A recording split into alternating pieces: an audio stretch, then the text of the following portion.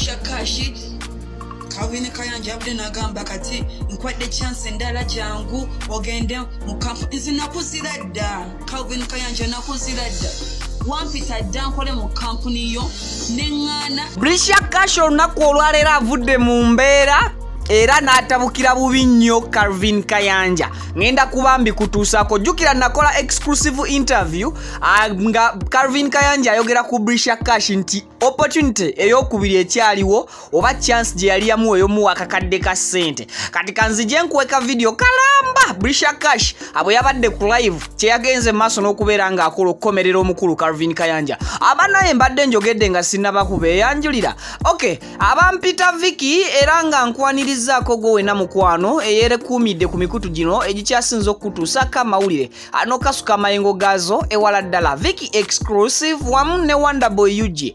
Thank you so much bamikwano for subscribing era kanyongera okubasaba keep on subscribing subscribing akwata mukade kaje personalize okateke mu all abulche tuteekayo jja kubanga ofuna notification ng'omukulu ditacha bwagiyita akusimu yo ku tab yo oba ku computer yo as usual we are proudly sponsored by Biva Organic Natural and Healthy Products abakujjanya banga bakozesa eddagala ery'obutonde eritalina side effect obulabe eri omubiri gwo n'obulamu bw'okutwaliza wamu bakugamba nti jangu bakujjanjabe nga bakozesa eddagala eritalina bulabe nga bwe nkikugambye kale n'olwekyo basangibwa ku Access Building Rubaga Road ojja okubasanga ojja kubeera ng'ofuna bulungi services zaabwe n'okuzinyumirwa obulamu okubukuuma nga buli healthy so nga ate ye Harjat Kalodo omusomi w'eddwa akugamba ajja kuba akulombereddwa ensonga gwe wina tawanzibwa ebizibu ebyenjawulo mu business ayi economy bagigudde kkiriza Harjat Kalodo akulombereddwa ebeere nga eri talatibu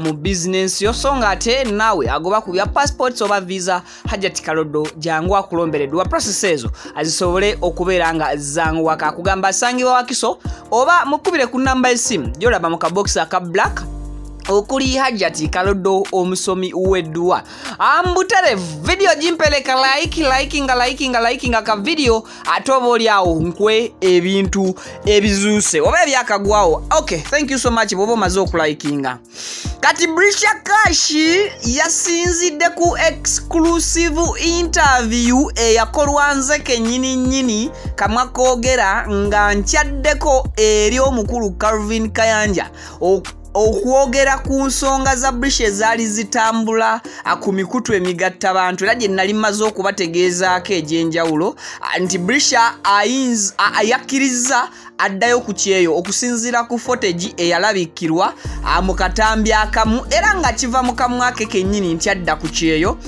mu mwezi guno ogwa January gwe tuli okumalako paka n'olunaku olwaleero ate tunnaba kumanya oba enteekateeka z'okuddiza Brisher Kash ku kyeyo aziyimiridde zitya era saakomaawo natwala obuvunaanyizibwa n'ennoonyereza ku muntu ne kampani eyayimirirawo aneeyeyama n'okusuubiza nti etwala Brisher ku kyeyo kampani eyo gye bayita Ibrahim International Limited era nendeeta CEO waayo era n'atunnyonnyola Brisher kyagenda okukola ne gyagenda okukola era agenda kuba afuna ssente meka ye mukulu Ibrahim atunnyonnyola exclusive interview gyeri kati bwe tuddayo katini nnyo ku nsonga ya Kayanja bibuuzo bye namubuuza ekibuuzo nti actually namubuuza Mr. President Kayanja olina buzibu ki ne Brisher era gwayalaba interview eyo Kayanja yanzira mu mirembe ng'agamba nti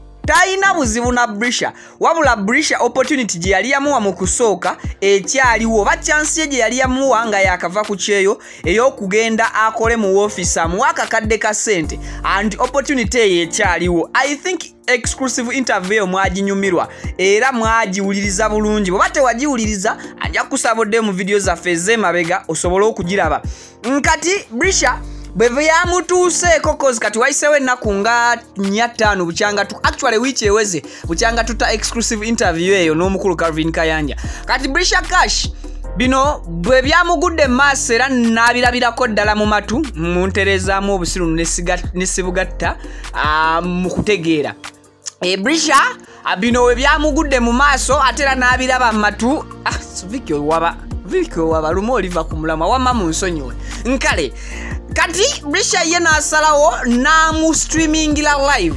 angezezaako nnyo okwogera ne mwana muwala ono Brisher Kash mukubire ku simu musabe interview.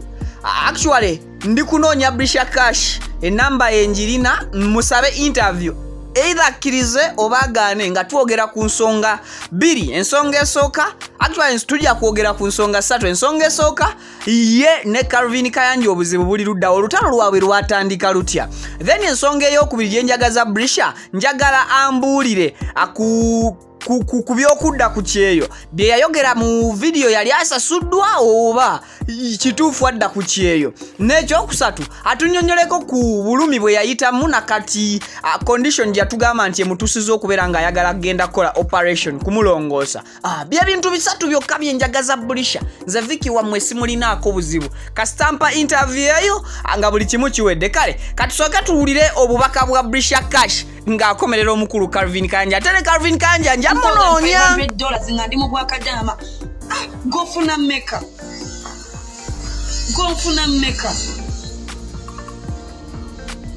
ezo sente nyingi nogube nange otwala mu bwakadaama kukola ezo sente sisobola gendayo kuba bamanyi uteekalo ekyo kyengenda okukola aside besides that mu bwakadaama ng'ompa ezo sente nyingi bwe zityo bamanyi oyina ekintu kyengenda okukola eyo emabega gwe ziri sente nyingi naye nga omulimu nsaba ogumumpeera oyo oba muganda obaani nsaba ogumumpeera agira akola wenaba netegese agira nkolerako naba netegese nja kujja aveewo mu kifo kyange nkole naye nsaba bayinawo ogira ogumumpeera. Thank you. Guys, it's too much. It's too much. Oli yavudde n'angamba Brisher Kash Kayanja yavudde n'agamba kati nkwadde chance endala jangu ogende mu kampu. Nze nakuzira dda Kayanja nakuzira dda wampita dda nkole mu kampuni yo neŋŋaana n'ompala n'olwekyo ekintu n'oyogera by'oyogedde. Nze sijja kukola mu kampuni sijja. Nze amazima gali nti kampuni yo ya Kayanja nakuzira dda. Nakoma wano wanfuukira ekizibu wankalakata nenzira ku mudala gwawe gwa chips n'ogamba okola otya ku chips. Mwana gwe tolina kola ku chips gwe nali nsobola. Ate by the way njagala nnyo okwekozesa nemba nga nfuna eddembe gwe nali nsobola. Jangu eno nkuwa akakadde bambi akakadde ke wali ogenda okumpa onansonyiwa. Kakadde nakazira sikaagala. Akakaddeko Calvin nakazira sikaagala. Ne kati wangambye mbompadde chance endala nkomewo sikwogera bingi era nga tomanya kijja mu maaso naye amazima gali nti okumpa chance nkomewo simanyi ontwalire bwerere mpitire ewuwo. Kyemmanyi bangi boyinza okutwala nga bali ku famire yo ku side yo kika ekyo baba bukojja funa gwotwala mu kifo kyange.